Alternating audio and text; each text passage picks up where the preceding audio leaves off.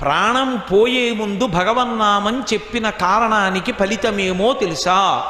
భగవన్నామము యొక్క వైభవం ఏమిటో, ఆయన్ని పిలవడం అంటే ఏమిటో, ఆయన్ని పిలిచినప్పుడు ఆయన ఎంత త్వరతో వస్తాడో, కోటి జన్మల నుండి తను చేసినటువంటి పాపాలు ఏ ఉన్నాయో, ఇంతకన్నా ముందు జన్మల నుంచి ఉన్నటువంటి పాపాలు ఏ ఉన్నాయో, ఆ పాపాల రాశి అంతా కూడా ప్రాణోత్క్రమణంలో నారాయణ అన్నాడు కాబట్టి కాలిపోయాయి.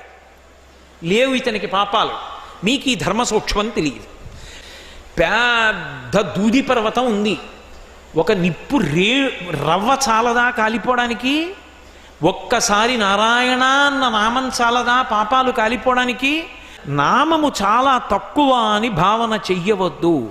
నామ సంకీర్తనము ఎంత గొప్పదో తెలుసా? భగవన్నామము చెప్పడానికి పెట్టి పుట్టి ఉండాలి. అది లేనినాడు